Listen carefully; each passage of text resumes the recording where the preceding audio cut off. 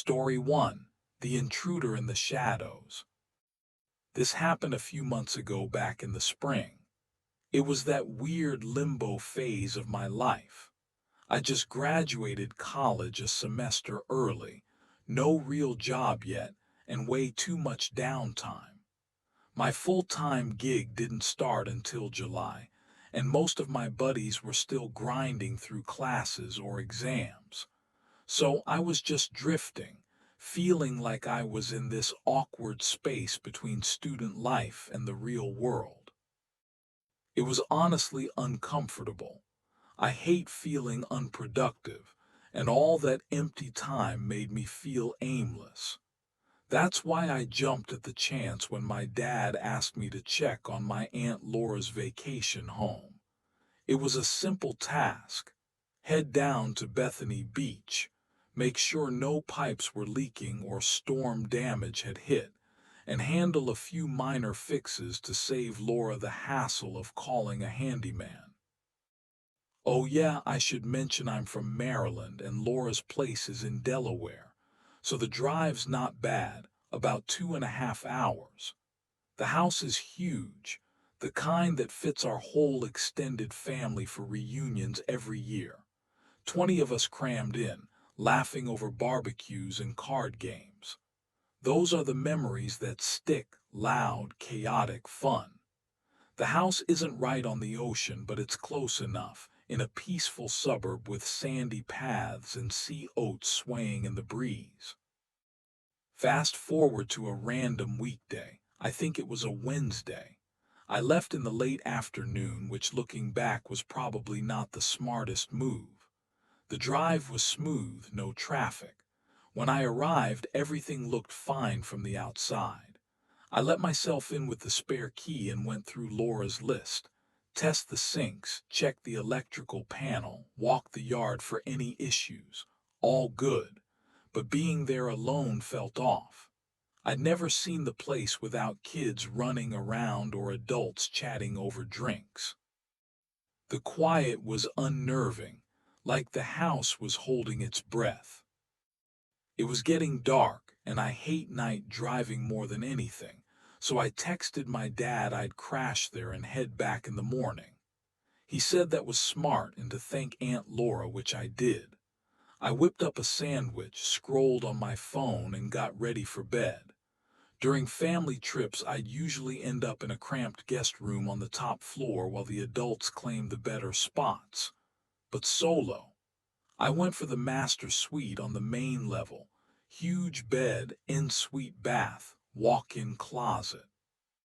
Luxury. I hit the sheets around 11:00 p.m. and conked out fast. I woke up disoriented, something jolting me, maybe a noise. It was pitch black, but I swore I'd heard a rustle from the closet like clothes shifting. Groggy, I peered over, my pulse quickening. My body felt heavy like sleep paralysis light. I could move, but fear glued me in place. I didn't want to confirm if something was there. I shut my eyes, willing sleep to come back. Almost there. Then a soft thud from the closet. My eyes snapped open a crack. I hadn't imagined it. Paralysis hit for real this time, no movement, just terror. The closet door creaked open slowly. A silhouette emerged, stepping into the room. It stood by the bed, staring down at me. Seconds stretched into eternity, maybe 30. Then it turned and shuffled out. Footsteps creaked on the hardwood, heading upstairs. My mind raced. The stairs led to more bedrooms, no exit. I was trapped with it. Adrenaline broke the spell. I grabbed my phone, dialed 911, whispering about an intruder. I locked the bedroom door, heart hammering. Minutes felt like hours until sirens wailed, lights flashing. I bolted downstairs, flung open the door, and collapsed in relief seeing the cops. They swept the house fast, declaring it clear. I protested. I'd heard it go up, no way out. They suggested it slipped past in my panic. I knew better, but what could I do? I called Laura, who chewed out the police over the phone, demanding a thorough search. They obliged, and I tagged along, watching them check every nook. That's when they found it. A window in an upstairs guest room wide open. One cop went outside, shining his flashlight up, and there he was on the roof. A scruffy, wild-eyed man in ragged clothes, like he'd been living rough for years. The next bit blurred. They got him down, cuffed him. He was silent, no answers on how he got in or why the closet. Probably a squatter, they said. I still can't piece it together. Why the closet? Maybe he panicked when I arrived and hid, but accessing the roof from ground level, impossible without a ladder. Laura beefed up security after, but the what-ifs haunt me. If I'd picked my usual room, that night could have ended badly. Story 2: The Hidden Alarm. My pal Alex has this stunning vacation home on the Outer Banks. It's not just nice, it's epic, passed down through his family for generations. Alex's great-grandparents bought it way back, and it's seen countless family gatherings. Sadly, his grandparents, who lived there full-time, passed recently.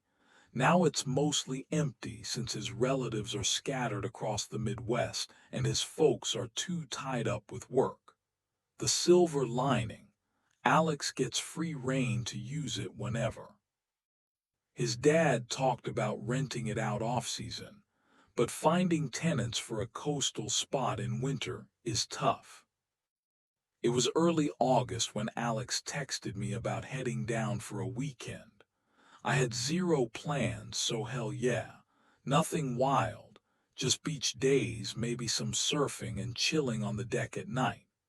Alex picked me up since we're neighbors, and we made the 3-hour drive. First night was low-key. Unpacked on the second floor, grabbed pizza from a local joint, and wandered the beach at dusk. Alex had binoculars for birdwatching, but we mostly talked life. We spotted 2 women our age collecting shells. Alex, ever the social one, said hi. They were vacationing from up north, and we chatted, light, fun vibes. Exchanged snaps, then they headed off. We found a secluded spot between dunes, away from the crowds. The ocean's roar, stars out. It was peaceful, a real reset. Next morning we hit the waves early, the water perfect. Afternoon blurred into naps and snacks. Evening, Alex suggested bar hopping in town, but we were beat from the sun. Crashed early. Around 1:00 a.m. a blaring siren yanked me awake, like a car alarm but inside. I bolted up, pinpointing it upstairs. Shook Alex awake, and we raced to the 3rd floor, flipping lights, sniffing for fire. Nothing, no smoke, no heat. After frantic searching, I found it in a guest room, hidden under a blanket, a small silver gadget blinking green, no labels, just a toggle. Flipped it, the noise stopped. Alex stared, asking if I'd seen it before. Nope. We puzzled over it for hours. Who put it there? How'd it activate? Alex swore the house had been empty for months. The toggle test confirmed. Manual activation. Someone flipped it on. Terror hit: intruder. Alex called 911 while I barricaded us in his room. Cops arrived quick, cleared the house, empty. We insisted upstairs, no escape. They rechecked, finding every 3rd floor window ajar, rooms torn apart, furniture flipped, closets emptied. It was pristine when we searched. Cops found no one, no prints. They secured the place and left, advising better locks. We were spooked. Someone toyed with us, ransacking while we waited. But no choice but to stay till dawn. Nothing else happened but sleep. Impossible. We left at sunrise. Still unexplained. How'd they get in out? Alex thinks a squatter, but the alarm's purpose: creepy. What if they never left? Story 3. The Weekend Nightmare. This happened years ago when I was 23. Fresh from grad school, killer job lined up, minimal bills, living with my folks. Picture it, building savings, no rent, home-cooked meals, my old room, car, local spots. Pure ease. I knew I was lucky, many don't get that buffer. But it wasn't all chill. Barely a month in, something shook me. I'm not a wild one, don't chug beers, skip clubs, guys don't run my life. Dad's my rock, casual hookups, not my scene. Routine rules, coffee, work, spin class, book time, social media, bed. Weekends, trails, day trips, puzzles, whatever sparks joy. One weekend, college bestie Megan invited me, Zoe, and Mia to her family's lake house.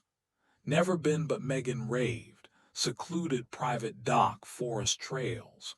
Her folks are loaded, both execs, so I expected luxury. It delivered, sleek, modern, like a high-end retreat.